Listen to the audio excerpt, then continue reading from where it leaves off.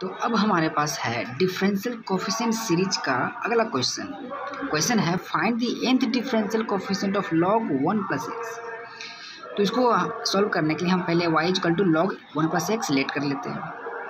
अब इसको हम फर्स्ट डिफरेंशियल निकालेंगे, है ना। तो log 1 प्लस एक्स का क्या हो जाएगा, 1/1 प्लस एक्स हो जाएगा, है ना, इस फॉर्मूले के अकॉर्डिंग।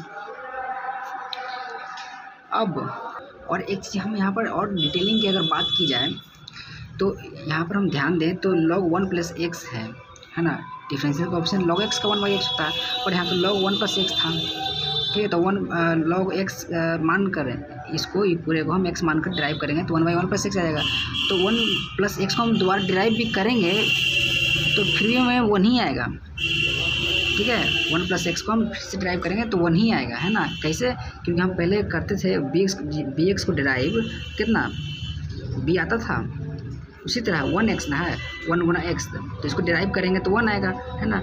और यहाँ पर क्या है 1 है, ये 1 है, इसको ड्राइव करेंगे तो क्या आ जाएगा 0 आ जाएगा।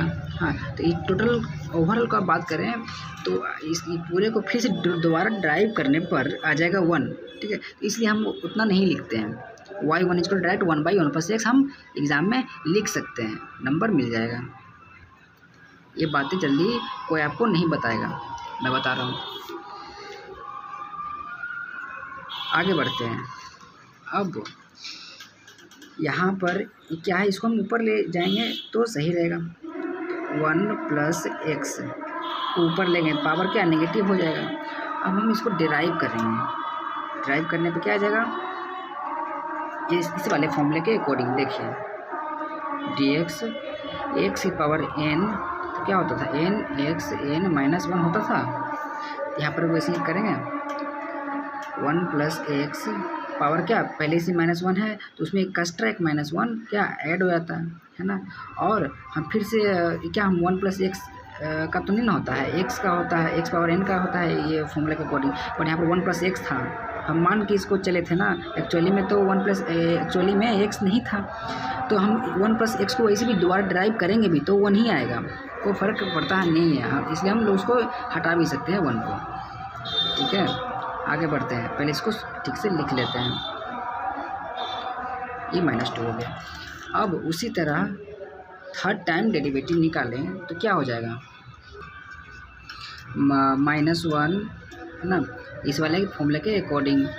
ये पूरे को हम x मान के सॉल्व करेंगे इस फॉर्मूले के अकॉर्डिंग, तो क्या आ जाएगा, -1 तो पहले से था, -2 इधर आएगा, 1 प्लस एक्स पावर पहले क्या -2 था, उसी में एक एक्स्ट्रा -1 ऐड हो जाएगा, है ना।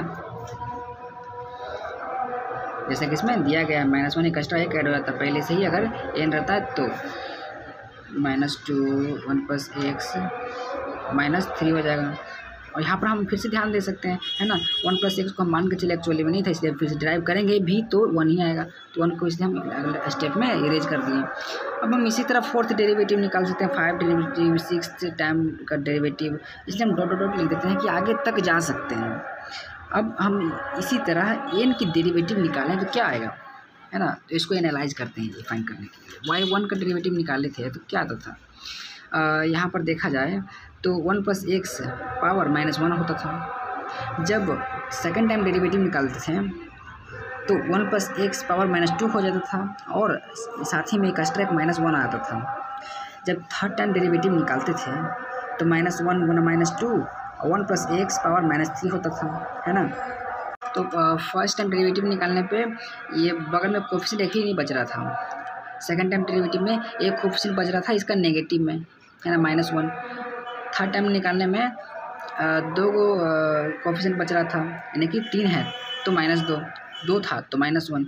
उसी तरह अगर यहाँ पर n है तो क्या हो जाएगा, -1 -2, है ना, इन्फिनिटी तक जाएगा, सॉरी इन्फिनिटी से एक कम तक, है ना, जैसे यहाँ पर 3 था तो एक कम तक जाता था -2 में, नेगेटिव में। तो उसी तरह n है तो इसी का नेगेटिव में n तक जाएगा, है ना, नेगेटिव n-1 तक जाएगा। और 1 प्लस एक्स पावर -3 होता था, अगर थर्ड टाइम हम डिराइव करते थे तो 1 प्लस एक्स यहाँ पर -2 है, यानी कि सेकंड टाइम डेरिवेटिव में निकालता था 1 प्लस एक्स था -1 अगर हम फर्स्ट टाइम डिराइव करते थे। तो उसी तरह n टाइम अगर हम डिराइव करते हैं तो 1 प्लस एक्स का पावर -n ऐसा लिख सकते हैं, ऑफकोर्स लिख सकते हैं।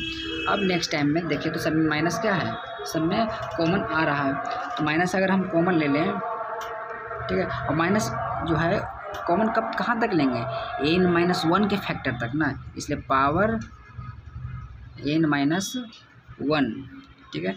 अब बच गया क्या, 1 2 3 4 5 dot dot dot dot n-1 बच गया, तो 1 2 3 4 dot dot dot dot n-1 बच गया इधर।